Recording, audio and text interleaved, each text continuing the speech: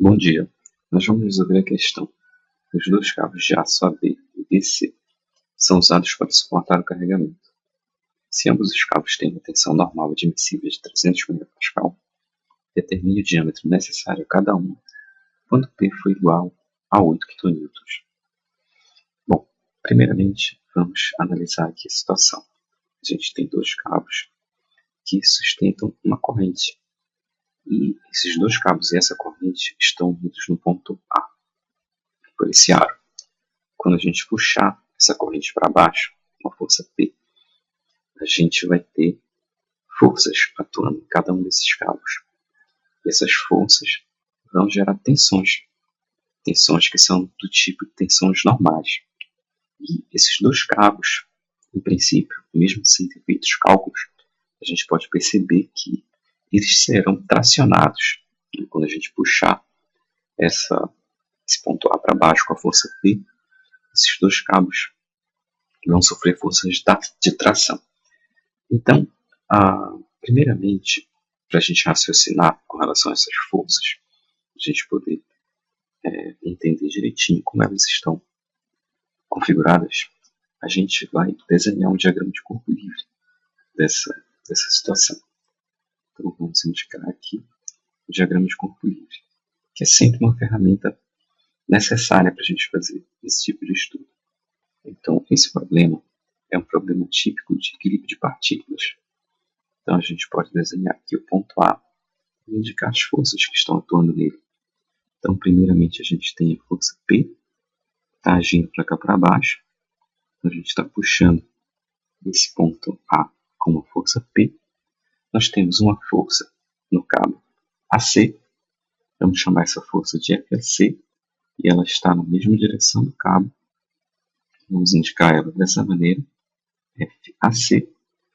E existe uma outra força, FAB, que está agindo na direção do cabo AB. Então, aqui nós temos o diagrama de corpo livre para essa situação. Bom, no diagrama de corpo livre, a gente vai precisar definir a direção dessas forças.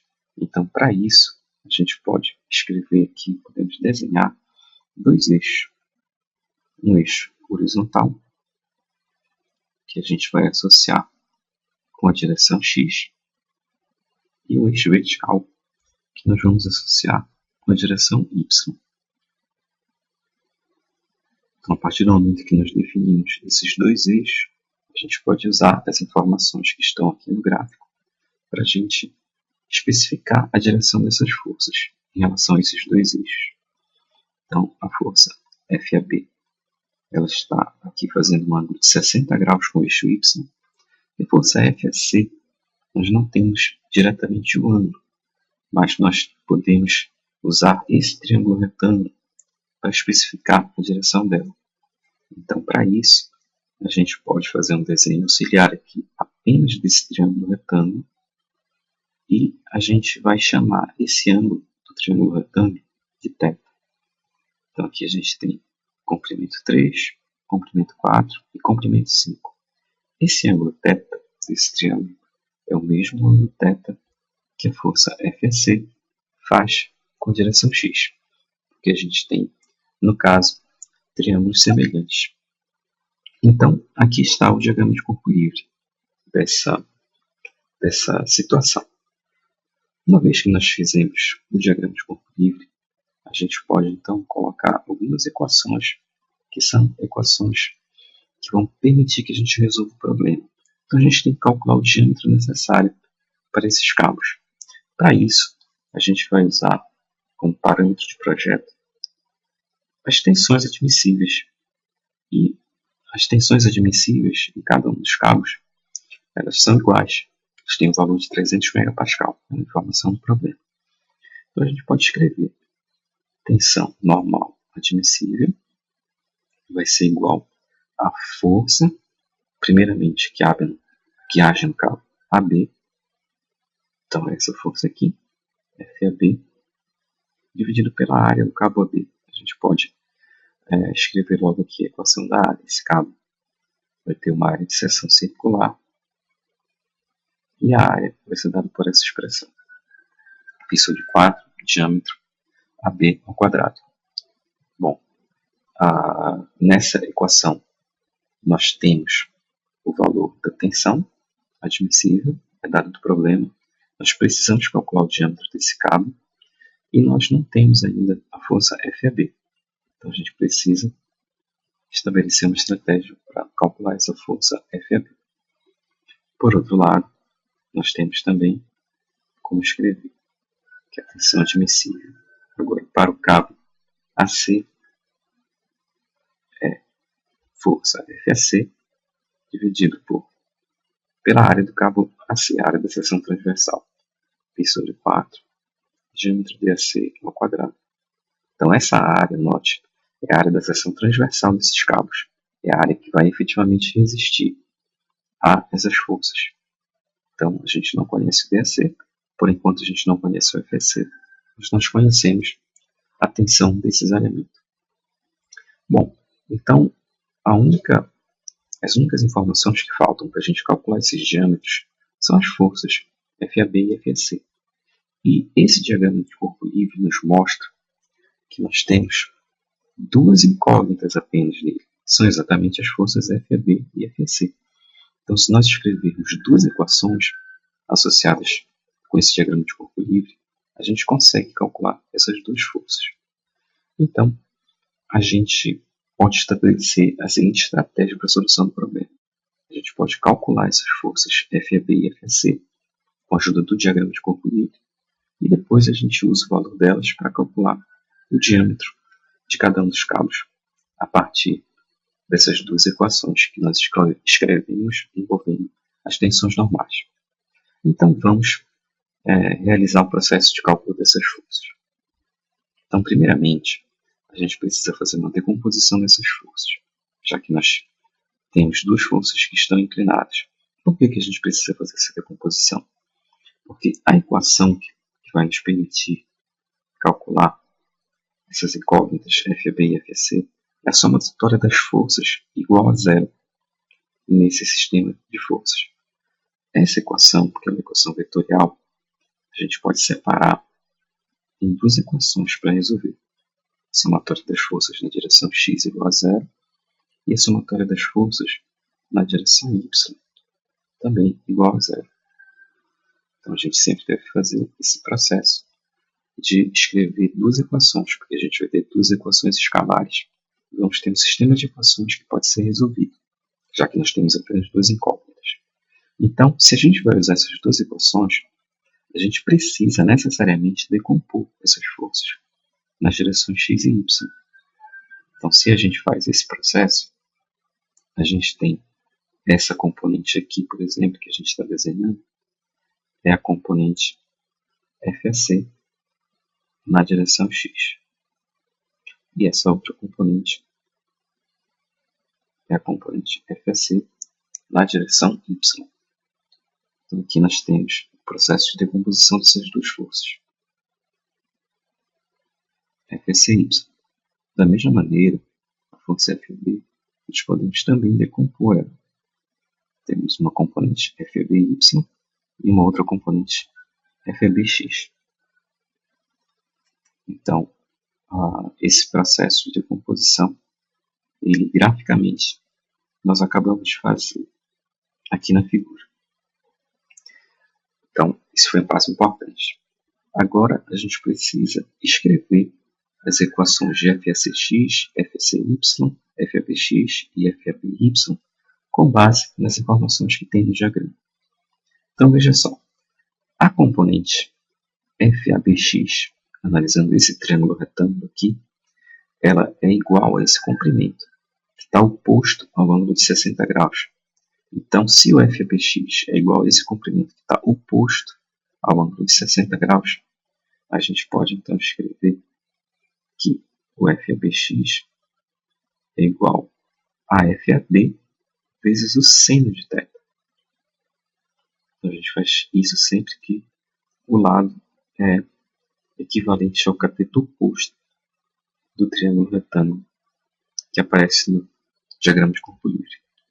Da mesma maneira, a gente pode calcular o FABY notando que a componente FBY ela é adjacente ao ângulo de 60 graus. Então a gente vai usar o cosseno. Então FB cosseno de 60 graus.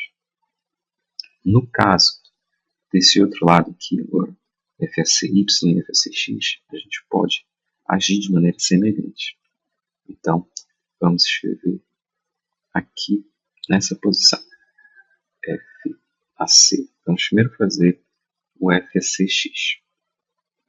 Então, FACX vai ser igual a FAC, que é esse comprimento do vetor, vezes, veja só, como o θ o FACX é adjacente ao θ, então a gente vai usar o cosseno. Então, FACX é igual a FAC vezes o cosseno de θ. Só que nós não temos o ângulo θ. Por outro lado, nós temos, como dado do problema, esse triângulo retângulo. Então, a gente pode calcular o cosseno de θ usando esse triângulo retângulo. E o cosseno de θ, no caso, é o cateto adjacente, 4, dividido pela hipotenusa, 5. Então, a gente pode escrever essa equação da seguinte maneira. FAC vezes 4 sobre 5. Da mesma forma, usando o mesmo raciocínio, a gente pode calcular o FACY. Isso será igual a FAC. Como o FACY, note, ele é igual a esse lado oposto ao ângulo θ, então a gente vai escrever FACY é igual a FAC vezes o seno de θ. E o seno de θ desse triângulo, que é semelhante a esse, é o cateto oposto dividido pela hipotenusa. Então, a equação vai ficar FAC vezes o cateto oposto, 3, dividido pela hipotenusa, 5. Então, nós temos aqui as equações das componentes FACX, FACY, FBX e FBY. E agora, então, a gente pode escrever as equações de equilíbrio. Então, vamos escrever essas equações de equilíbrio. Primeira equação de equilíbrio, somatória das forças na direção x. A gente tem na direção x, FACX, só que o FACX está do lado positivo do eixo x. Então, a gente vai escrever FACX positivo. E o FBX está do lado negativo do eixo x. Então, nós vamos colocar menos FABX. Como não tem mais nenhuma força atuando, a gente escreve que isso aqui é igual a zero. E fazendo a somatória das forças na direção y, nós ficamos com FACY positivo, FABY positivo também, elas têm o mesmo sinal nesse caso, e P negativo, ou seja, o P está agindo no sentido negativo do eixo y. É muito importante você usar esses sinais corretamente nesse processo, quando você vai escrever as equações de equilíbrio. Então, agora, a gente pode escrever essas equações de equilíbrio usando as equações de decomposição. Então, nós teremos, para a somatória das forças na direção x, FACX, que nós calculamos como sendo FAC vezes 4/5. Então, FAC vezes 4/5 menos FABX. E o FABX é FAB seno de 60 graus. Isso aqui é igual a zero. A equação da somatória das forças na direção y vai ficar FAC vezes 3/5, que é o FCY. Então, FAC vezes 3/5 mais o FBY, que é igual a FAB cosseno de 60 graus. FAB cosseno de 60 graus menos a força P, igual a zero. Então, aqui nós temos as duas equações que vão nos permitir calcular os valores de FAC e FAB, porque nós temos duas equações e duas incógnitas apenas. São justamente FAC e FAB. Então, vamos fazer o processo de solução para calcular FAB e FAC. Bom, a gente pode chamar essa equação aqui de 1 e essa equação de 2, apenas para ajudar a gente a pensar.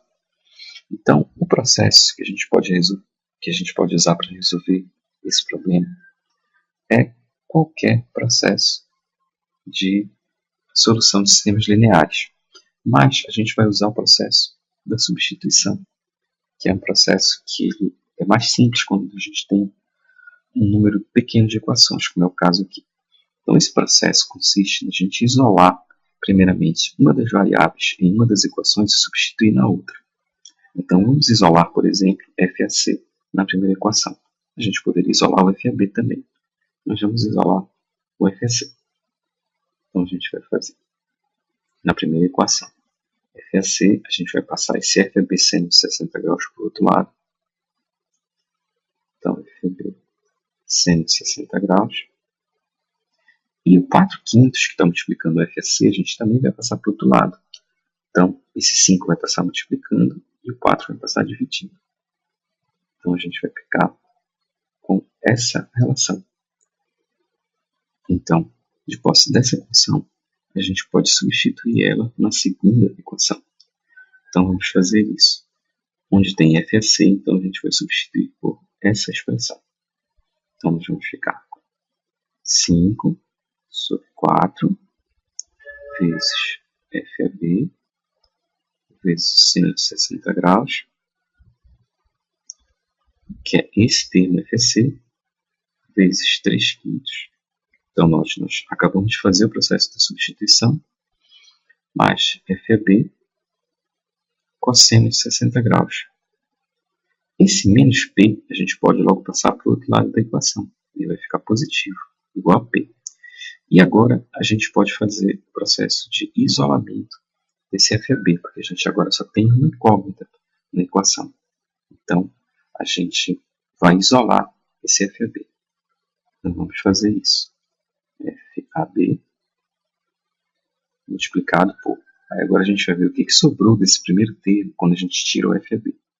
Primeiramente, a gente nota que a gente pode simplificar esse 5 com esse 5. E a gente vai ficar com seno de 60 graus vezes 3 dividido por 4. Ou seja, 3 sobre 4 vezes o seno de 60 graus, que é exatamente o que restou quando a gente isolou o FAB. E aqui nesse segundo termo vai ficar apenas o cosseno de 60 graus, quando a gente isola o FAB. Isso aqui é igual a P. Então, isso quer dizer que agora a gente pode calcular o FAB. O FAB vai ser igual a P dividido por esse fator aqui. Então, a gente vai fazer P e vamos pegar esse fator que está entre parênteses e passar para o outro lado e dividir. Então, 3/4 seno de 60 graus mais cosseno de 60 graus. E aqui em cima o P. Bom, então agora a gente pode substituir os valores para calcular o FAB. Então, fazendo essa substituição, a gente vai precisar das informações que são passadas no comando do problema. Então, o valor do P é de 8 kN. Então, a gente vai aqui colocar esse valor em newtons, para que a gente possa fazer os cálculos de força e o resultado ser nas unidades do SI, que no caso de força é newton, dividido por 3/4 seno de 60 graus mais cosseno de 60 graus.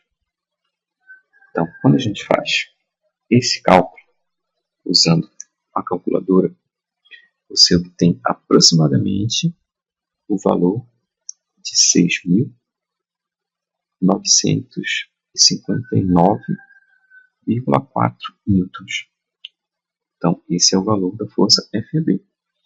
E agora, para calcular a força FAC, a gente usa simplesmente essa equação que nós usamos para isolar o FAC antes. A gente sempre volta para essa equação que a gente usou antes. Então, nesse caso, vamos fazer aqui esse processo de cálculo usando essa equação. Vou colocar aqui em verde para a gente fazer a diferenciação.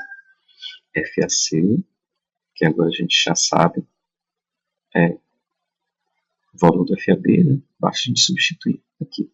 5 sobre 4 vezes 6.959,4 vezes o seno de 60 graus.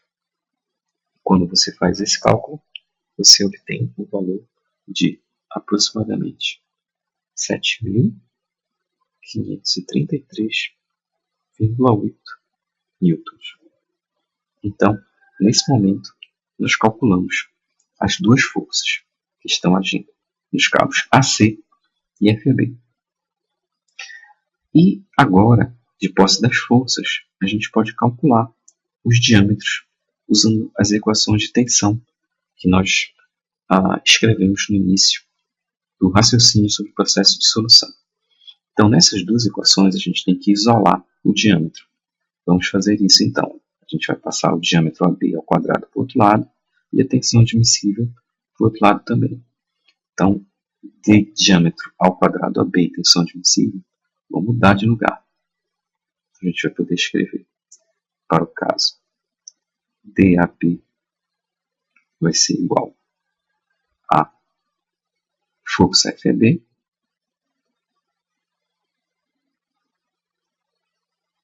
dividido por π sobre 4 dividido pela tensão admissível. E a gente tem aqui DAB ao quadrado, então a gente pode passar esse quadrado para o outro lado também, na forma de uma raiz. Então, essa equação a gente vai usar para calcular o diâmetro DAB. Vamos substituir aqui os valores. Então, a gente tem 6.959,4 dividido por π sobre 4 vezes a tensão admissível. A tensão admissível, o problema informa que é 300 megapascal. Então, a gente vai colocar aqui 300 mega é 10 elevado a sexta. Então, a gente tem aqui a equação para calcular o diâmetro DAB. Então, quando a gente faz esse cálculo, a gente obtém o valor de aproximadamente 5,43 vezes 10 a menos 3 metros. Então, esse resultado é em metro porque nós usamos todas as unidades do SI. A gente pode também escrever isso daqui em milímetros.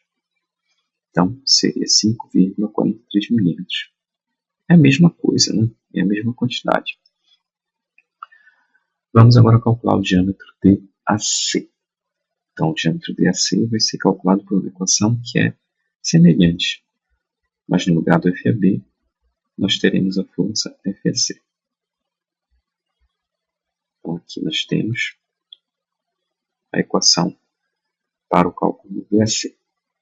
Então, nós vamos fazer o DAC, o FAC, ele vale 7.533,8 newtons, dividido por π sobre 4, vezes 300 megapascal. Então, quando a gente faz esse cálculo usando a calculadora científica, a gente obtém o valor de aproximadamente 5,65 vezes 10 a menos 3 metros. Então, esse é o valor do diâmetro DAC. A gente pode também expressar isso daqui em milímetros. Veja que os diâmetros ficaram muito próximos um do outro. Né? E esse processo de solução é um processo de solução que ele teve a maior parte do esforço não na questão das equações de tensão, mas sim no cálculo das forças FAC e FAB. Então, eu desejo para você sucesso na solução dos outros exercícios. Até logo!